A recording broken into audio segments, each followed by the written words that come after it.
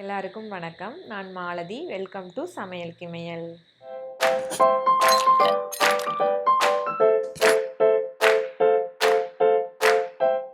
இன்றைக்கி நம்ம எல்லாத்துக்கும் பிடிச்ச ஃப்ரெஞ்ச் ஃப்ரைஸ் தான் டேஸ்ட் பண்ணி கம்பேர் பண்ணி பார்க்க போகிறோம்.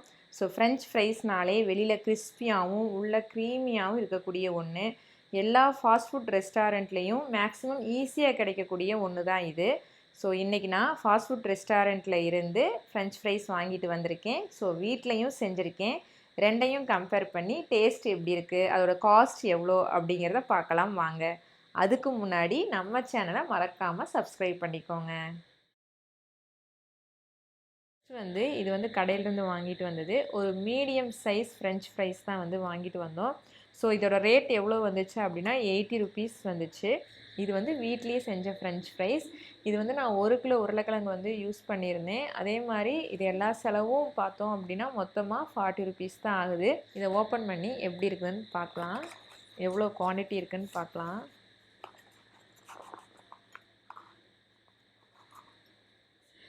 இதோட சைஸ் எல்லாம் பார்த்தோம் அப்படின்னா இதில் பாதிக்கு பாதி ரொம்ப சின்ன சைஸில் தான் கொடுத்துருக்காங்க. இங்கே பாருங்கள், இவ்வளோ சைஸில் தான் கொடுத்துருக்காங்க.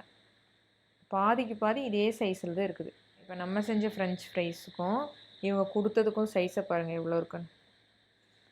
நல்லா நம்மளை ஏமாற்றிட்டாங்க. 80 ருபீஸுங்க, நல்லா ஏமாற்றிட்டாங்க. இங்கே பாருங்க, பாதிக்கு பாதி இப்படி தான் இருக்குது.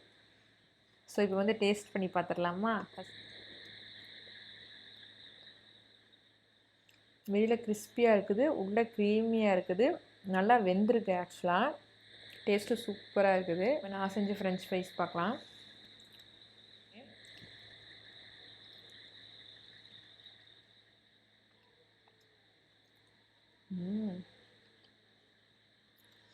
வெளியில் இதுவும் நல்லா கிறிஸ்பியாக இருக்குது, உள்ளே நல்லா க்ரீமியாக இருக்குதுங்க.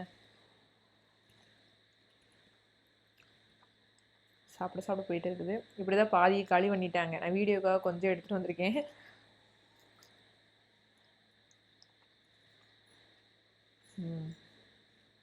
சூப்பராக இருக்குதுங்க. டேஸ்ட் வைஸ் ரெண்டுமே குட் தான். அந்த ஃப்ரெஷ்னஸில் நம்ம வீட்டில் செஞ்சது தான் நல்லா இருக்குது. ஏன்னா நம்ம உடனே கட் பண்ணி உடனே செய்கிறோம்.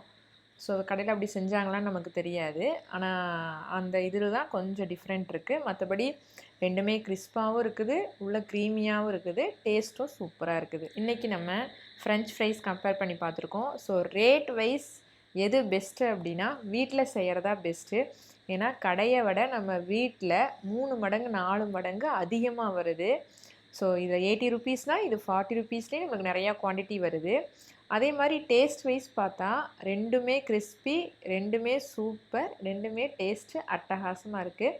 ஆனால் அந்த உருளைக்கிழங்கோட ஸ்மெல், ஃப்ரெஷ்னஸ் எதில் அதிகமாக தெரியுதுன்னா நம்ம வீட்டில் செஞ்சது தான் அதிகமாக தெரியுது. நான் இப்போ இந்த ஃப்ரெஞ்ச் ஃப்ரைஸ் எப்படி செஞ்சேன்னு வாங்க பார்க்கலாம். ஃப்ரெஞ்ச் ஃப்ரைஸ் செய்ய ரொம்ப நீளமான உருளைக்கிழங்கு எடுத்துக்கணும். அப்போ தான் நீள ஸ்லைஸ் கிடைக்கும்.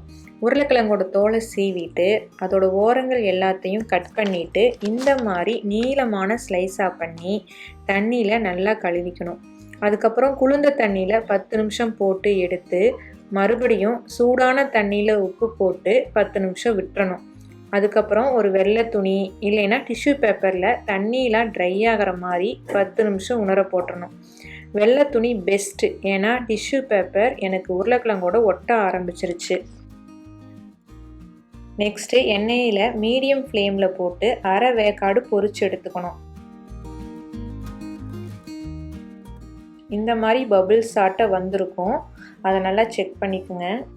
எல்லாத்தையும் பொரித்து எடுத்துட்டு மறுபடியும் இன்னொரு தடவை நல்லா ஃப்ரை ஆகிற மாதிரி பொரித்து எடுத்துக்கணும். எல்லாத்தையும் பொரித்து எடுத்துட்டு மறுபடியும் இன்னொரு தடவை நல்லா ஃப்ரை ஆகிற மாதிரி பொரித்து எடுத்துக்கணும். வெளியே நல்லா கிறிஸ்பியாக உள்ள நல்லா க்ரீமியாக இருக்கும், கோல்டன் கலர் லைட்டாக வந்திருக்கும். அவ்வளோதான், நம்மளோட ஃப்ரெஞ்ச் ஃப்ரைஸ் ரெடி. இன்றைக்கி நம்ம ஃப்ரெஞ்ச் ஃப்ரைஸ் தான் டேஸ்ட் பண்ணி கம்பேர் பண்ணி பார்த்தோம். ஸோ இன்னொரு வீடியோவில் இன்னொரு டிஷ்ஷை கம்பேர் பண்ணி பார்க்கலாம். தேங்க்யூ. இன்னொரு வீடியோவில் சந்திப்போம்.